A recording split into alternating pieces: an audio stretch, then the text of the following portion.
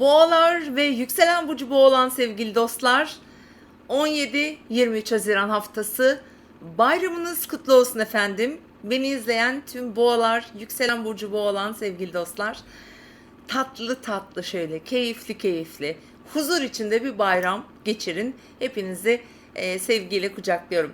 Efendim, bu hafta neler var gökyüzünde? Boğaları neler bekliyor? Evet, gezegen değişikliklerimiz var bu hafta. Ve haftanın sonunda 22'sinde, yani cumartesi günü de Oğlak Burcu'nda 1 derecede bir dolunay var ve boğalara çok iyi gelecek. Evet, şimdiden söyleyelim bunu.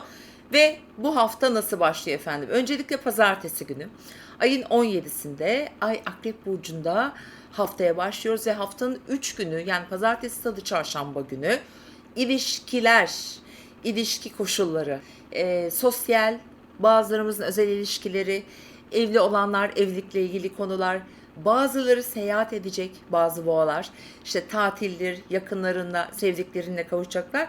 Hatta özellikle pazartesi günü biraz stresli, güzel enerjiler de var. Fakat stresli enerjiler de var. Günün ilk yarısında İkizler Burcu'ndaki Merkür'le Venüs kavuşuyor. Önemli açılımlar getirebilir. Önemli, mesela enerjileri değiştirecek bir gün olacak pazartesi günü. Çünkü o saatten sonra akşam saatlerinde Merkür ve Venüs artık Yengeç Burcu'na geçer. Ve boğaların güncel yaşamlarında düşünceleri, çünkü yönetici gezegeniniz Venüs, artık daha çok işte interaktif bir süreç başlıyor. İşte kadınlarla, çocuklarla ilişkiler anlamında girişimler, seyahatler, eğitimle ilgili konular. Bu haftanın sonunda çarşamba başlıyor ama özellikle 20'sinden sonra daha çok gündeminde olacak.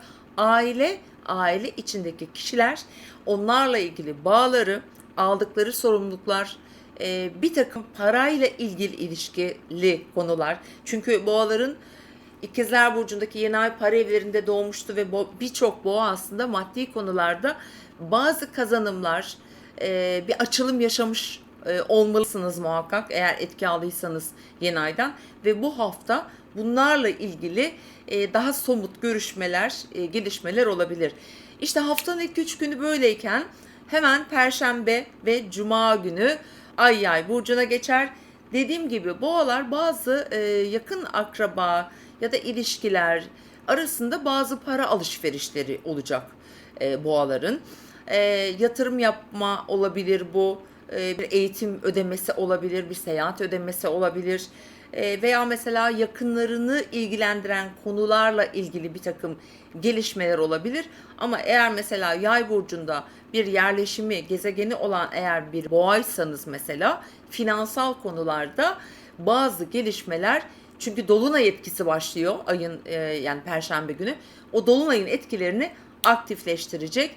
Ya bir seyahat için bir bütçe olacak, ya yatırım için veya bir hukuki süreç için, böyle düşünebilirsiniz. Efendim, hafta sonu ise cumartesi, pazar. Şimdi cumartesi günü 1 derece Oğlak Burcu'ndaki dolunay toprak elementinde olacağı için özellikle 1 derecelerde 5 derece öncesi sonrası da etki alır. Yani bu ne demek oluyor? Oğlak Burcu'nun, yani Yay burcunun son 5 derecesi, Oğlak burcunun ilk 5 derecesi de etki alır. Böyle hesaplayın haritalarını anlayan arkadaşlar. Bazılarının ilişkiler evine düşebilir bu arada, para evlerine, yani ortak paylaşımlar evine. Bazılarında uzak hedeflerine doğru atacakları önemli adımları gösteriyor. Çünkü burada tekrar bir dolunay yaşanacak. O ne zaman? 22 Temmuz'da. Yani bu ay 2 tane Oğlak burcunda ki dolunay, ikisi de boğaların bir yerlere gitmek, uzaktaki bir işleri halletmek. Bunlar alım satım da olabilir. Dediğim gibi belki turistik gezi, belki de uzak hedefleriniz, mesela akademik konular, kariyerle ilgili konular, ticaretle uğraşıyorsundur mesela, ticari alanda bazı gelişmeler. Ama bunlar dolunay olduğu için arkadaşlar, dolunaylar bazı neticelenmeler getirecektir ve bunlar da ya bazı şeyleri artık sonucuna vardırır ki Temmuz burada daha da önemli olacak, 22 Temmuz. Bir takım konulardaki mesleki olacak birçoğunun yeni girişimler ya da ektiğiniz tohumlar artık meyve veriyor, ona başlıyor da diyebiliriz. Çünkü Mars da Boğa burcunda, yani burcunuzda bir Mars var. Hem girişkensiniz hem ataksınız ve artık hareket ve eylem zamanında boğa burçlar. Yani bu gibi konular boğa burçlarının temel dinamikleri ve Perşembe günü Merkür'ün Venüs'ün yanına Güneş'le geçer. Yengeç dinamikleri başlar ve gerçekten ciddi bir enerji trafiği var. Bazıları araçlarıyla taşımacılıkla ilgili olabilir mesela. O işleri yapıyor olabilirsiniz. Dijital konularla ilgili olacaktır. Hani boğaları keyifli aslında, yani böyle keyifli uğraşacakları, yoğun da aynı zamanda böyle kısa çok seyahat, bir yerlere gidip gelecekleri de bir süreç bekliyor. Yani bu dolunayın getirecekleri arasında bunlar var. Temmuz ayı içinde aynı şeyleri söyleyebilirim. Eğer önemli bir girişim, bir başlangıç yapacaksanız ki başlangıçlar da yapacaksınız. Bakın onların sinyalleri de bu hafta gelecek.